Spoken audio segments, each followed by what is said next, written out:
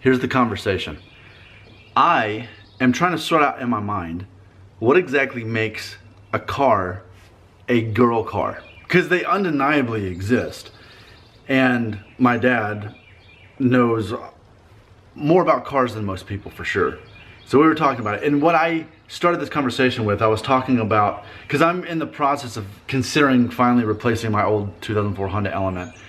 And I started out wanting a Jeep Wrangler, then a Toyota Tacoma. Now I'm all the way down to Hyundai Veloster, however you say it. And so now we're at that point, and I was like, okay, and I was telling him, I was like, well, it's sporty, it's still masculine, it's not a girl car. We were having that conversation. I said, but at least it's not a Kia Soul, because a Kia Soul is clearly a girl's car. And not only was it Michelle Kwan, she did a commercial, and she was a female athlete, and shows her in this car. So, and when I saw that commercial, I was like, girl car. And then I worked with a guy who was like, how can I say it? He was very, very liberal and very, very open about it all the time, and very, very Hillary Clinton. This was like before the election. And he drove one, but he would say, hey, I need to go out to my truck and get something. And I was thinking, a Kia Soul is not a truck. And so definitely in my mind, a Kia Soul is absolutely a feminine car. We were talking about the VW Bugs. The original ones, there was nothing girly about it. You could be a guy driving, it was cool. Yeah. New ones, you can't drive it. Yeah. But any other cars come to mind for you that when you think of a guy shouldn't drive that car? That's if he's driving, it's only because it's his wife's car and he's driving her. Yeah. Yeah, I think about, Dana when she got her car, which was a Saturn. Oh yeah, that's a good SC Coupe or something, which was really a sporty looking car. Yeah. But it was so underpowered, and they look sporty, but they're really not internal. You know what I mean? So to me, those are like a girl car. And personally, I think you can even take the new Jeeps. If it's just a basic Jeep, it's the girl car. But you can make a man car out of it, easily. You look at the grill, you see what's on the front. You got to make sure that it can tow something. It's got all that on the front. Yeah. You look at the tires. Bigger tires, rims, and then it's a more of a manly car than that. Can you make is there such thing as a girl truck, either other than just paint it pink or something? I mean, you can have a basic truck, but that doesn't necessarily mean it's a girl truck, even though that rule doesn't apply with Jeeps, but. Yeah. I don't see how it applies to trucks at all. Okay. I think if it's a truck, it's not a girl. Well, what about SUVs? Because this was something that was brought to my attention on the show The Office. Andy, and Andy Bernard is a constant character study for me. He is the epitome of a man who basically thinks like a very insecure woman. Andy Bernard is completely indecisive. He doesn't really commit to anything. He bases his whole identity on other people liking him and confirming his own identity.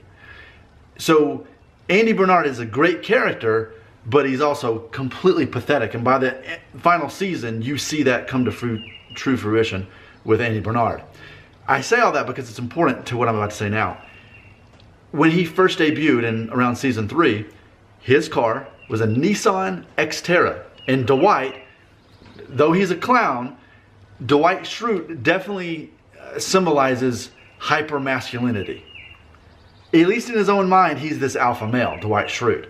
So Dwight Schrute says to Andy, he's like, Xterra, what is that? That means X-Earth. And then he makes a comment to him that, have you noticed that it's only soccer moms driving that car? It's a girl car. And so he's saying that to Andy to try to get him to sell it to him so he can make a profit off of it, take advantage of him. But when I realized that, when I watched that, when it first aired years ago, that episode, I was like, yeah, I've never heard of a guy driving a Nissan Xterra. When they first came out, I thought that's a cool looking SUV when they first came out. But no guy I know drives one or wants one or ever talks about it. That became a girl SUV. Any idea on how that happened? No. I still, personally, I don't see it as one, but if it turned into one, you have to go with what happens. If the women are drawn to it, then okay, that's the girl car. I think in a similar situation with SUVs is with Toyota. So on my actual blog, familyfriendlydaddyblog.com, I have reviewed dozens of cars. I get sent cars for a week at a time to review. as the dad with the wife and the 2 kids, and we test these out and go on road trips and that sort of thing. And more than once I've been sent a Toyota Highlander.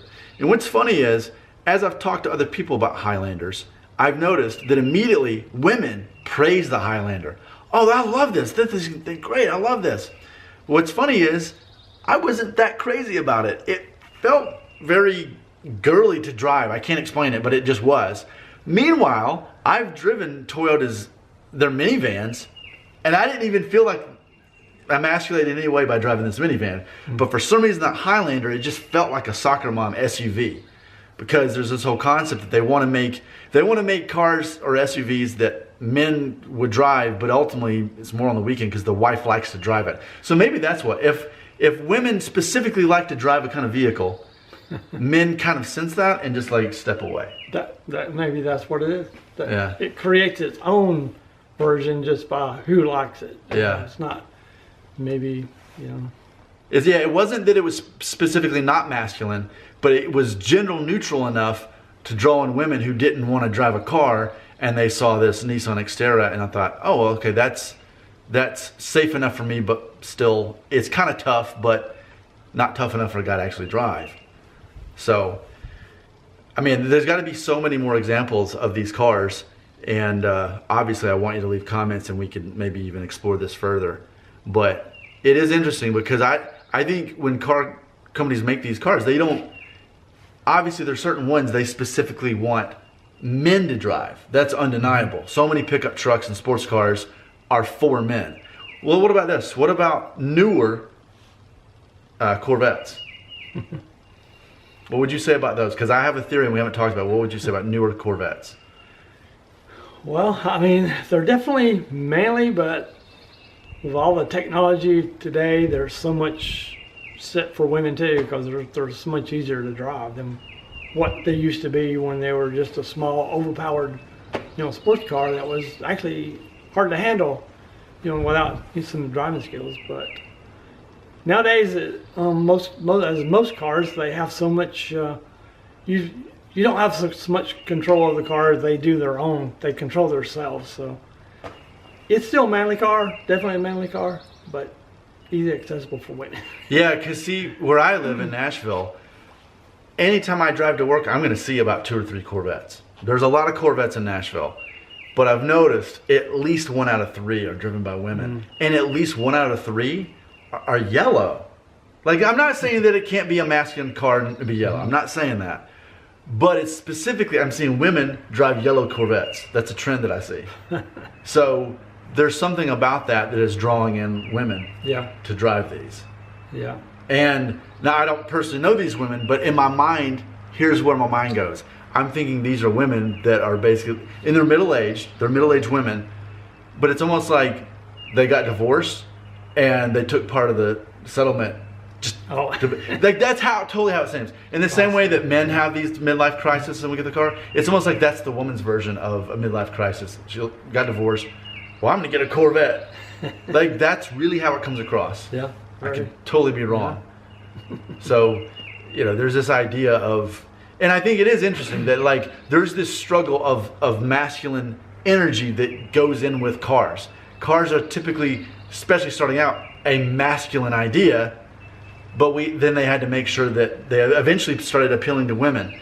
And I think there's always going to be an unsettled idea of how to make that work, especially in a family. But it's funny because again, I don't mind driving a minivan. I don't have one, but I would not be ashamed to drive a minivan. But I would not drive a Kia Soul. They're allergic to Kia Souls as much as I am. I wouldn't drive a new Bug. So I think it's just interesting to sort out. There's a lot of psychology involved. There's a lot of marketing involved. And there's people whose jobs it is to figure this stuff out. Yeah.